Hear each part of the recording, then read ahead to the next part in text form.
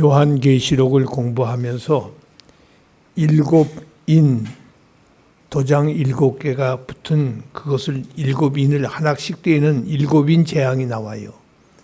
그 다음에는 일곱 나팔 재앙, 나팔이 첫 번째부터 7개 나팔이 불려지면서 또 재앙이 또 떨어집니다. 그리고 오늘 읽은 본문에는 일곱 대접 재앙, 일곱 인, 일곱 나팔, 일곱 대접 재앙. 이 대접 재앙이 마지막 재앙이라고 그랬어요. 이 대접 재앙이 마지막 재앙이다. 일곱 인을 뗄 때 첫째 인부터 넷째 인까지는 모든 인간들이 파괴를 당해요. 인간들이 아주 어려움을 당하는 것이 네 번째 인까지 이루어지는 일들이에요. 그리고 첫째 나팔부터 네 번째 나팔까지는 환경이 파괴됩니다. 환경이 파괴돼요. 인간이 파괴되는 게 아니라 환경이 파괴돼요. 나팔 재앙 때는 환경이 파괴되는데 그냥 환경이 완전히 파괴되는 것이 아니라 3분의 1, 해도 3분의 1 빛을 잃어버리고 바다도 3분의 1이 피가 돼버리고 이런 일들이 나팔 재앙 때 일어난 거 우리가 이미 배웠어요. 그러니까 환경 재앙이 3분의 1로 재앙이 떨어진다. 그 다음에 오늘 읽은 일곱 대접 재앙 중에 첫 번째, 네 번째까지는 네 번째 대접 재앙은 환경 파괴는 물론이고 이번에는 인류 전체가 고통을 당하는데 전체가 파괴된다. 조금 전에는 3분의 1만 파괴되었죠. 근데 이번에는 완전히 파괴되는 거예요. 인류 전체가 고통을 당하고 파괴되는 이런 재앙이 오는데 이것이 대접 재앙의 첫 번째부터 네 번째 재앙까지 오늘 본문의 내용이 되겠습니다. 예수님이 세상에 오실 때에 심판을 하러 오셔요. 심판을 하러 오시는데 그 심판이 임하기 전에 마지막 재앙이 오늘 읽은 대접 재앙이라고 그랬습니다. 대접 재앙은 마지막 재앙이면서 여러분에게 자주 말씀드렸습니다. 깊이가 없는 대접이에요. 그러니까 이 안에 들어있는 것이 조금만 밸런스만 맞추지 못하면 쏟아지는 거예요. 그것도 조금만 쏟아지는 게 아니라 전부가 쏟아집니다. 그렇기 때문에 남은 것이 없이 재앙이 쏟아지는 것이다. 단번에 쏟아지는 것, 이것이 대접 재앙이에요. 그 첫 번째 대접 재앙은 땅에 내린 재앙이에요. 땅에 내린 재앙. 두 번째는 바다에 내린 재앙. 세 번째, 네 번째까지 연속적으로 재앙이 떨어지는 것을 오늘 우리가 배우게 될 것입니다. 여기서 중요한 것은 이 네 가지 재앙의 결론부터 말씀을 드린다면 인간들이 의지하고 좋아하던 것, 꼭 의지하고 좋아하던 건 뭘까요? 인간이 잘 살 수 있는 방법은 이것이다 해서 그걸 의지했고 그걸 좋아했는데 그것이 오히려 화가 되는 이 재앙이 온다. 무서운 거죠. 우리가 의지하고 좋아한 것이 내게 복이 되는 것이 아니라 화가 되어서 재앙으로 온다는 것입니다. 죄송합니다. 우리 성경을 두 군데만 찾아보겠습니다. 시편 7편 15절 말씀. 다 찾으셨으면 한 목소리를 읽겠습니다. 그가 웅덩이를 만들며 제가 만든 함정에 빠졌다. 웅덩이를 파서 만들었는데 그 웅덩이에 자기가 만든 웅덩이에 자기가 그 함정에 빠졌다. 웅덩이를 제가 팠어요. 근데 그 웅덩이에 내가 빠진다 그 말이에요. 시편 7절 15절 말씀입니다. 한 군데만 더 찾겠습니다. 시편 69편 22절. 시편 69편 22절. 다 찾으신 줄 압니다. 한 목소리를 읽겠습니다. 그들의 밥상이 올무가 되게 하시며 그들의 평안이 덫이 되게 하소서. 밥상, 밥 먹으려고 차려놓은 밥상이 올무가 된다. 그리고 밥상만이 아니라 그들의 평안이 덫이 된다. 평안에 난 이렇게 가면 평안할 거라고 생각했는데 그게 덫이 되어서 나를 죽이는 것이 된다. 이것이 마지막 재앙 때 일어나는 일들입니다. 그러니 얼마나 안타까워요. 내가 피난할 수 있고 내가 가장 행복할 수 있다고 생각한 그것을 의지했고 그것을 추궁했는데 그것이 내게는 재앙으로 왔다. 안타까운 일이 벌어지는 것입니다. 다윗은 선지자는 아니었습니다. 근데 선지자 격의 위치에서 다윗이 하나님의 말씀을 감동적으로 기록을 하고 있습니다. 먹으려고 받아놓은 밥상이 올무가 된다는 것입니다. 잘 살려고 노력해서 얻은 무엇이 오히려 나를 함정에 빠뜨리게 하는 덫이 되고 함정이 된다. 안타까운 일이 벌어진다. 내가 의지하고 내가 좋아하던 것이 오히려 나를 괴롭힌다 그 말이죠. 이런 일이 우연일까요? 이런 일이 우연일까요? 이것을 신학에서 아주 중요하게 다룹니다. 우연이냐 기연이냐. 우연이냐 기연이냐. 세상의 모든 일이 우연이 있을까요? 기연이라고 할까요?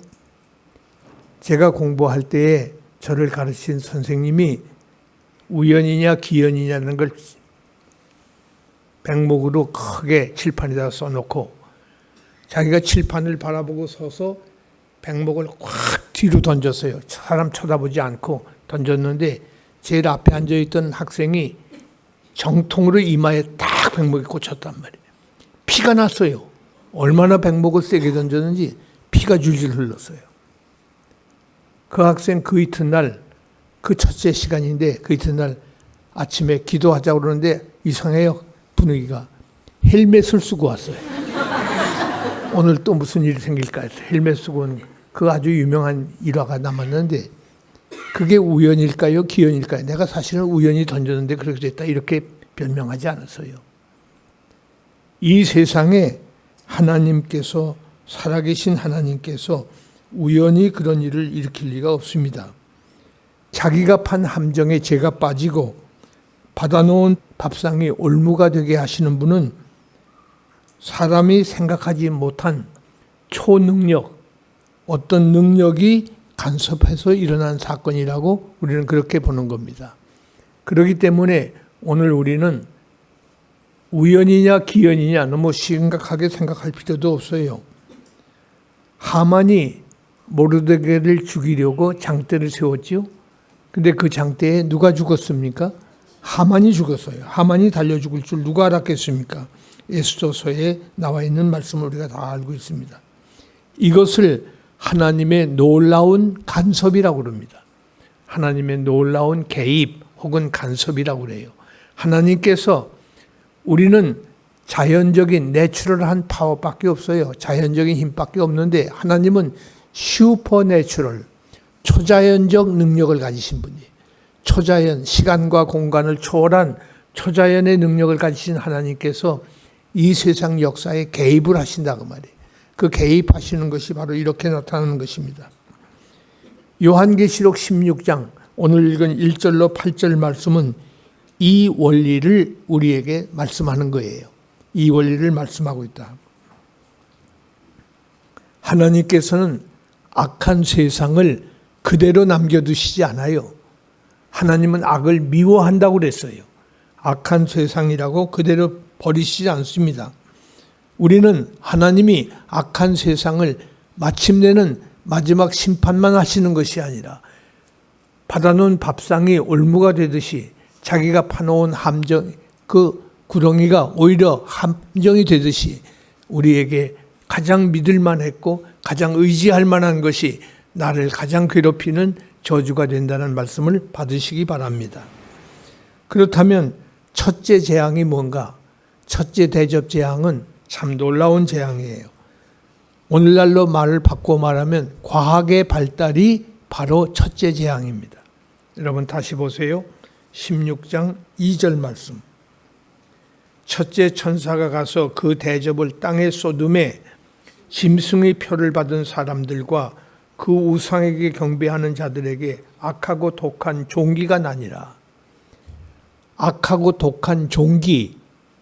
종기는 요즘 말로 말하면 암이에요. 암, 피부암. 악하고 독한 종기가 암이 생겼다고 말이에요. 그런데 누가 이런 재앙을 받는고 하니 짐승의 표를 받은 사람, 예수 그리스도의 어린 양의 표를 받은 사람이 아니고 짐승의 표를 받은 사람, 그리고 우상에게 경배한 자들, 우상을 쫓아간 사람들 다 악하고 독한 종기, 이 재앙을 맞이한다. 무서운 말씀이에요. 종기 재앙이라는 말은 피부병을 말할 것입니다. 출애굽 당시 모세가 일으킨 10가지 재앙 중에 출애굽기 9장 8절 이하에 보면 모세에게 명하여 이르기를 너희는 화덕의 재 2움큼을 가지고 바로의 목전에서 하늘로 날리라. 재를 2움큼 하늘로 날려라. 그러나 그 땅 온 땅에 티끌이 되어 애굽 온 땅의 사람과 짐승에게 붙어서 악성 종기가 생기리라. 재 2움큼을 하늘에 날렸는데 그것이 악성 종기가 돼서 애굽 사람을 죽이다 그 말이에요. 모세가 화덕에서 남은 재를 공중에 뿌리니 애굽 전국에 종기 재앙이 임하였다. 이것은 상징적 행동으로 우리는 이해할 수 있습니다만은, 그러나 상식적이고 비유적 처사가 후대에도 나중 역사 속에서도 일어날 것을 우리는 예견할 수가 있는 것입니다. 출애굽 당시에 그 기적 사건이 단순하게 애굽에서 이스라엘을 구원하는 그런 것만을 보여준 것이 아니라 이런 것이 역사 속에서도 일어날 것을 우리에게 말씀한 것입니다. 재가 사람 몸에 붙어서 종기가 된다. 뭘까요? 여러분 벌써 머릿속에 빠른 분들은 대답이 나왔어요. 요즘에 원자탄, 수소탄 얘기가 나오지요. 그 핵무기가 폭발되면 버섯꽃과 같이 이렇게 하늘로 버섯처럼 퍼져나가죠. 그래서 하늘의 구름이 땅에 떨어지는데 그 낙진, 그 구름 덩어리 거기에서 뭐가 하나 빗방울이라도 맞으면 그것이 바로 핵무기에서 퍼져나온 그 낙진, 그것이 우리를 종기를 일으킨다. 그래서 2차 대전 때 나가사키 히로시마에 떨어진 그 원자폭탄 낙진으로 죽은 사람이 그날 죽은 사람보다 더 많잖아요. 후일에 더 많이 죽었어요. 지금까지도 그 원자탄 병을 앓고 있는 사람이 일본에 있다는 것을 우리는 잘 알고 있습니다. 그렇기 때문에 이 방사능 때문에 피부가 상할 뿐만 아니라 종기가 생기는 것을 우리에게 알려주고 있어요. 종기라는 말은 말라그네스 의학 용어로 암이에요. 암. 그러니까 암이 뭐냐면 종기가 부스럼이 있잖아요. 부스럼이 종기가 피부에 생기는데 이것이 이 암이 피부암과 같은 건데 이것이 잘 보세요. 때로는 어떤 사람에게는 그게 별거 아니로 또 괜찮아요. 근데 어떤 사람은 악성이 되면은 그것 때문에 죽는 경우가 허다한 것입니다. 과학의 발달이라고 하는 것은 매우 좋은 거예요. 아주 훌륭한 거예요. 우리가 기대할 것입니다. 과학을 어떻게 활용하느냐에 따라서 작은 것 반도체 하나를 연구함으로 인해서 대한민국 국민이 아니라 전 세계가 몇 년 동안, 몇십 년 동안 그저 앉아서 먹고 살 수 있는 것이 다 나오는 거예요. 그러니까 그 과학을 발달시키는 것이 국가 경제에 엄청난 역사를 가져오는 것을 우리는 잘 알고 있습니다. 그런데 하나님을 거역하고 무시하는 소위 무신론자들이 이 과학을 발달시킬 때에는 마치 받아놓은 밥상처럼 그 밥상이 올무가 된다. 무서운 말이죠. 과학을 발전시키면 편리한 삶을 살 줄로 착각을 했는데 도리어 그 과학이 재앙을 가져온다. 신뢰가 되는지 모르겠습니다만은 지금 북한의 김정은이가 수십 년 동안 자기 아버지 때, 자기 할아버지 때부터 핵을 개발하기 시작해서 지금 핵을 거의 완성 단계에 왔잖아요. 그래 놓고 이 핵만 가지면 자기들이 떵떵거리고 살 수 있는 그런 세계 최고의 나라가 됐다고 장담을 했어요. 근데 경제 제재가 유엔으로부터 미국으로부터 강하게 제재되니까 지금 밥도 못 먹게 됐단 말이에요. 국민들이. 북한을 자주 드나드는 어느 목사님의 얘기를 들었어요. 그분은 자기 자신이 나는 북한의 영주권을 가지고 있습니다. 그럽시다. 이름 되면 여러분 다 알 뿐이에요. 그런데 그분이 하는 말이 최근에 북한은 얼마 전에 1990년대에 있었던 아사자 300만을 굶어 죽인 그때보다 더 나쁘대요. 형편이. 얼마나 어려운지 북한에서는 배급 주던 거 끊어진 지는 아주 오래되었고 먹을 것이 없어서 지금 사람을 잡아먹을 정도로 이렇게 안타까운 실정에 빠져 있었다. 그러니까 북한이 그래도 지금까지 숨통을 튼 것은 시장 경제는 아니지만 그래도 자기들이 말하는 소위 시장을 만들어서 거기서 물건을 사고 파는 일을 했어요. 근데 그것까지도 봉쇄를 해버리니까 지금 북한은 경제적으로 더 이상 살 수가 없어요. 핵을 아무리 만들어놔도 그것 가지고는 살 수가 없어요. 그러니까 급해지니까 이제 미국에게 우리 한국을 불러가지고 우리 대통령하고 대화하자. 미국 대통령하고도 할 텐데 핵을 폐기하겠다. 지금까지 알려진 대로 하면은 북한은 전체 회의를 통해서 핵을 폐기한 것으로 우리에게 알려졌지만 그건 폐기가 아니에요. 김정은이가 지금까지 한 말 중에 핵을 폐기하겠다는 말은 한 적이 없어요. 만들어 놓은 핵을 동결시키겠다는 겁니다. 그래서 풍계리 핵실험장을 이제 파괴시키고 그리고 미사일 엑서사이즈 한 거 더 이상 안 하겠다. 그 얘기지. 만들어 놓은 그 원자폭탄, 수소폭탄을 그걸 폐기하겠다는 말이 아니에요. 더 이상 안 만들겠다는 얘기뿐이에요. 그러니까 자기들을 핵보유 국가로 인정을 받겠다는 겁니다. 그런데 미국의 트럼프 대통령 여러분 아시잖아요. 그분은 뭐라고 그럽니까? 만일에 이것이 거짓말이 되거나 잘못된 그것으로 회의를 하자고 그런다면 나는 회의에 참석도 안 하겠다. 그리고 참석만 안 하는 것이 아니라 회의 도중에 난 튀어나오겠다. 그 다음에는 책임져라 이거죠. 무슨 책임이겠어요? 전쟁 책임이에요. 그 다음엔 어떻게 할 것이 여러분들은 더 잘하실 거예요. 그렇기 때문에 지금 우리가 2차 대전의 그 원자폭탄의 낙진을 염려할 것인지 아니면 아직도 이 핵을 우리가 또 한번 맞게 될지 아무도 모르는 것입니다. 그런데 아무튼 지금 첫째 번 대접재앙이 있을 때에 바로 이런 일이 벌어진다는 것입니다. 하나님께서 하나님을 대적하는 자들을 그대로 두시질 않아요. 하나님은 반드시 심판하신다. 북한은 핵을 개발해서 굉장한 나라가 될 줄로 스스로 장담하고 그렇게 자기들 헌법에까지 그걸 집어넣었단 말이에요. 그런데 지금 와서는 스스로 자기들이 이거 더 이상 안 하겠다는 얘기를 하고 있으니 이게 뭘 말합니까? 하나님의 심판은 자기가 갖고 있는 것을 가지고 하나님을 높이고 하나님을 섬기는 일에 사용하지 않고 하나님을 두려워하는 대신에 자기를 영화롭게 하려고 자기 목적을 달성하려고 할 때 마침내는 하나님의 진노가 임하게 된다. 하나님의 진노가 임하게 된다. 하나님 주장하시는 세상에서 하나님의 목적에 맞게 사는 것이 인생이에요. 그것을 깨닫게 되면 우리는 주님을 두려워하게 되고 주님을 섬기게 됩니다. 우리가 마지막 날 심판날에 예수님의 어린 양의 인을 받은 사람으로 하나님 앞에 이런 재앙을 면할 수 있어야지 사탄의 인을 받아가지고 특별히 우상에게 절을 하던 사람이 되어서 이 마지막 재앙, 마지막 대접재앙 중에 첫 번째 대접재앙에 우리가 거기에 해당되는 사람이 되면 얼마나 불행하겠어요. 그때 가서 아무리 후회해도 소용이 없단 말이에요. 위대한 예화가 있어요. 어떤 분이 지옥을 갔답니다.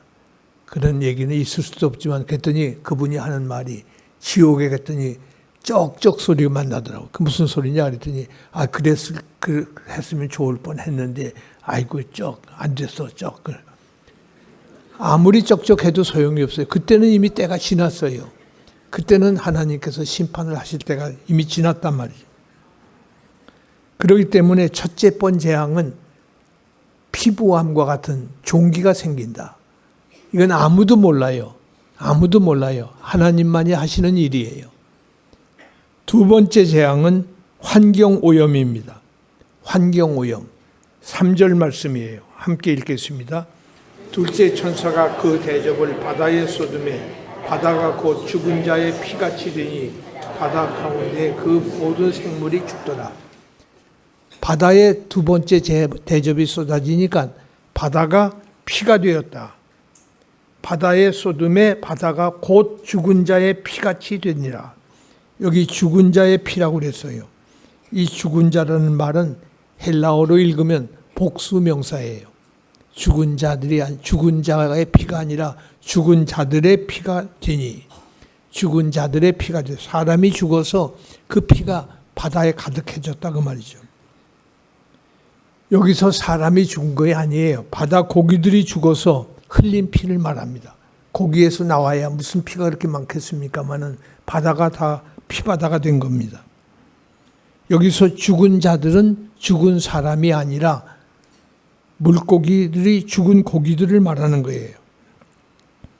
바다 가운데 모든 생물이 죽더라는 이 말은 바다 가운데 모든 생물이 죽었더라라고 읽어야 될 것입니다.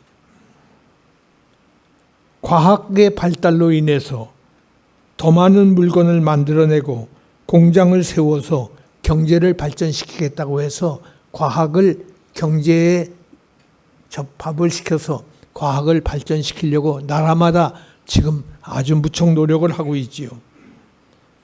경제가 부흥할수록 여러분 잘 아시는 대로 환경이 오염되는 것을 잘 알고 있어요.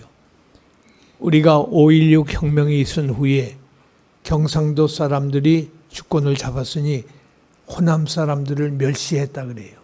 그럼 뭘 멸시했나 제가 물었더니 고속도로를 호남은 안 내줬어요. 그러다가 나중에 고속도로를 세워놨는데 그게 다르더라고요.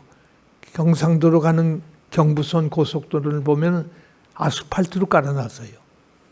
그런데 호남선 고속도로를 보니까 저도 거기를 몇 년을 다녔는데 그걸 다녀보니까 탕탕 튀어요 차가. 그 왜 이렇게 튀는가 했더니 시멘트를 깔아놨어요. 고속도로를 아스팔트로 안 하고 시멘트를 해놨어요. 이게 차별이라고 하면서 호남 사람들이 무척 화를 냈습니다. 오늘 많은 사람들이 경제 발전을 위해서 과학 발전은 필요하고 공장을 많이 세우는 것이 필요하다. 그래서 경상도에는 공장을 많이 세웠어요. 호남은 공장이 거의 없었어요. 그런데 지금 와서 보니까 공장을 많이 세운 그 지역은 환경오염 때문에 못 살겠다고 사람들이 자꾸 이사를 가는 거예요. 환경오염이라는 걸 생각을 안 하고 공장 안 세웠다고 떠들던 그들은 지금은 쾌적한 삶을 살고 있는 것이 됩니다. 여러분, 오늘날 미세먼지 때문에 우리나라 백성들이 얼마나 고통을 당하는 걸 알고 있습니다. 공장을 서로 세우겠다고 하던 그 사람들이 이제는 공장이 들어오면 그걸 서로 밀어내려고 데모를 하고 있어요.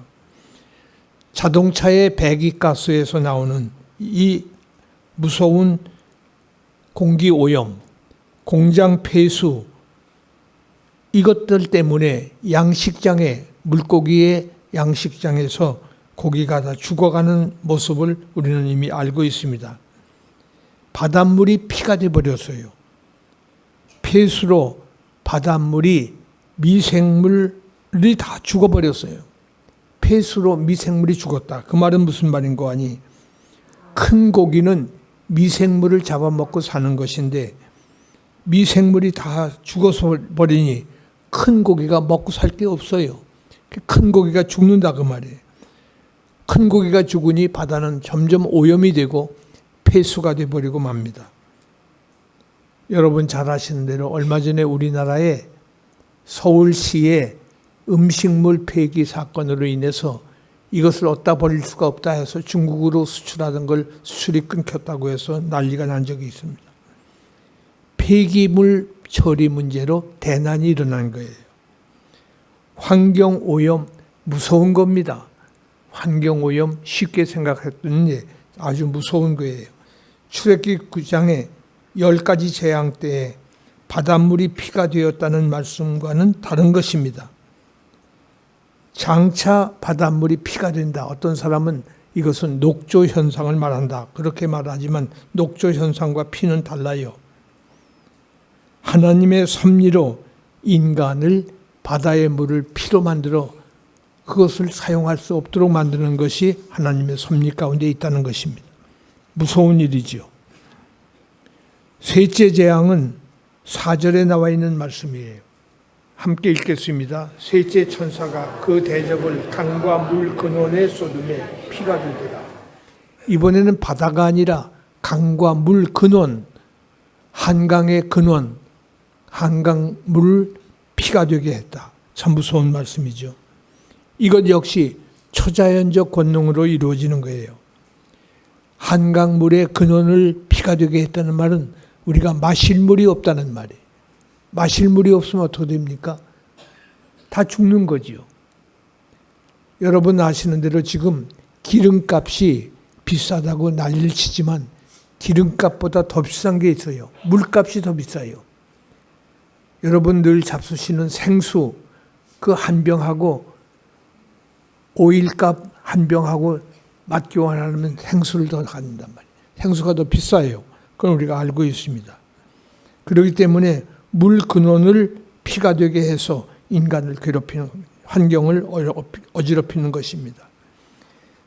네 번째 재앙은 8절로 9절에 있는 말씀이에요. 이거는 기후변화예요. 기후변화. 여러분이 가지신 말씀 8절을 읽겠습니다. 넷째 천사가 그 대접을 해에 쏟음에 해가 권세를 받아 불로 사람들을 태우니 사람들이 크게 태움에 태워진지라. 이 재앙들을 크게 태우니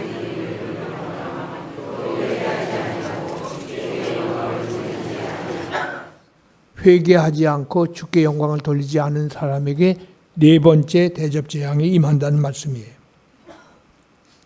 그 말은 무슨 말인고 하니 태양이 너무 뜨거워진단 말이에요. 여러분 잘 아시는 대로 태양과 지구의 거리가 얼마인 걸 아시잖아요. 이 태양에서 지구가 조금만 멀어져도 얼어 죽어요. 태양에서 지구가 조금만 가까워지면 다 죽어요. 근데 태양이 너무 뜨거워져서 다 사람이 땅에서 죽게 되는 것을 말하고 있습니다. 이때에 14만 4천 이들은 다 순교자의 반열에 들어간 사람들이에요. 그리고 나머지 신자들은 12장 13절로부터 17절에 의하면 그 14만 4천이 아닌 남은 신자들, 다시 말해서 교인들은 피난처가 있기 때문에 대접재앙은 피하게 돼 있어요. 피난처가 있어서 예수님 품 안으로 들어가서 대접재앙을 받지 않는다. 그러니까 태양이 너무 뜨거워서 다 죽진 않는다 말이에요. 누가? 하나님의 백성들. 하나님의 백성은 13장에 의하면 다 죽진 않아요. 이런 재앙이 온다. 큰 바다를 여러분들 잘 생각해 보세요. 이 큰 바다가 여름에 너무 더워서 바닷물이 기후를 조절해 주잖아요. 가령 부산과 대구의 기후가 같은 경상도인데 이게 달라요. 여러분 부산에 가면 그래도 바다가 있어서 시원하고 선선합니다. 그런데 우리나라에서 제일 더운 지역이 어디요? 대구예요. 내륙 지역이 돼가지고 대구가 제일 더운 지역이에요. 그러니까 이것이 바로 바다의 역할인데 이 바다의 역할이 지금 어려워진다 그 말이죠. 겨울에는 오히려 바다가 열기를 토해내요. 그래서 겨울에 얼어 죽지 않게 만드는 것입니다. 여러분 잘 아시는 오존층, 태양의 식사광선이 빛때 오존층이 그걸 우리를 비치는데 자외선을 차단하는 사람들이 많죠. 그래서 뭐 얼굴에다 뭘 발라서 얼굴 타지 않게 하겠다. 뭐 자외선을 차단하기 위해서 무슨 선글라스를 끼는다. 뭐 이런 일을 하고 있어요. 그런데 그 자외선을 차단하는 것이 아니라 자외선이 구멍이 뚫려서 직접 내려 쪼이면 인간에게 큰 피해가 온다 그 말이죠. 보통 인간들이 50살 넘어서 60살이 될 경우에 백내장에 많이 걸린다고 그래요. 특별히 젊은 사람들이 요즘에는 50이 되기 전에 백내장 수술하러 오는 사람이 많답니다. 왜 그럴까요? 너무 태양이 뜨거워진 거예요. 북극의 얼음덩이가 아주 중요한데 북극 지역의 얼음덩이가 녹아버리면 바다의 물이 증가가 돼요. 얼음덩이가 꽝꽝 얼어버리면 바닷물이 줄어들어요. 그때에도 역시 인간에게 많은 어려움이 오고 또 물러가기도 하는 것입니다. 원자탄 실험을 하면 낙진만이 문제가 아니에요. 기후에도 엄청난 변화를 가져옵니다. 기후가 냉각됩니다. 남을 죽이고 내가 살겠다는 이 핵무기, 이것은 나는 살고 너는 죽는다가 아니에요. 너도 죽고 나도 죽는다는 말이 되는 것입니다. 북극의 얼음이 많이 얼어서 태평양 대서양물이 줄어버리고 기온이 올라가는 거지요. 또 북극의 얼음이 녹아서 물이 점점 더 증가되어서 해변에 물이 넘쳐서 어려움을 또 당하는 경우도 있어요. 이제 결론은 9절 말씀입니다. 회개하지 아니하고, 여기 아주 중요한 말씀이죠. 회개하지 아니하고 주께 영광을 돌리지 아니하더라. 회개하지 아니하고 주께 영광을 돌리지 않는 사람은 이 대접재앙 첫째부터 네 번째 재앙까지 피할 수가 없다. 다 이 대접재앙을 받게 될 것이다. 끝까지 하나님을 대적하는 자, 끝까지 하나님을 반역하는 자, 대심판 전에 하나님의 간섭으로 인간에게 이런 재앙이 떨어진다는 것입니다. 이 재앙의 날이 언제인지는 아무도 몰라요. 이것을 연대기적으로 말할 사람도 없어요. 지금이다, 내일이다, 앞으로 10년 후다, 그렇게 말할 사람도 없어요. 언제 이 재앙이 우리에게 오는지 아무도 모릅니다. 왜냐하면 우리는 무천년설을 믿기 때문에 그런 연대기적 천년설을 믿지 않고 예수님 초림부터 재림하실 그때를 천년왕국으로 본다면 지금 바로 어느 순간이 이 일이 닥칠지 아무도 모르고 있기 때문에 늘 회개하고, 회개만 할 것이 아니라 예수님 재림을 소망으로 가져야 돼요. 오늘 밤에 예수님이 재림하실지 몰라요. 내일 새벽에 오실지 몰라요.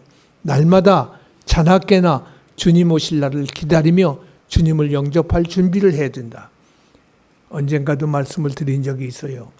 저 옛날 평양신학교, 우리 장로교 신학교가 평양신학교이죠. 그 평양신학교에서 기숙사 학생들이, 신학생들이 저녁에 잠을 잘 때에 잘 자기 바지 저고리를 개서 정확하게 해서 데님까지 해서 머리 위에 놓고 자는 거예요. 나팔 소리가 나고 예수님 재림하신다는 소리가 나면 빨리 일어나서 옷을 입고 뛰어나가려고 그렇게 준비를 한 거예요. 먼 하늘에 이상한 구름만 떠도 행여나 내 주님 오시는가 해. 머리 들고 멀리 멀리 바라봅니다. 오 주여 언제나 오시렵니까? 오 주여 언제나 오시렵니까? 자나깨나 신부가 신랑을 기다리듯이, 신랑이 신부를 기다리듯이 자나깨나 주님 오실 것을 기다리는 우리 성도가 될 수 있기를 간절히 소원합니다.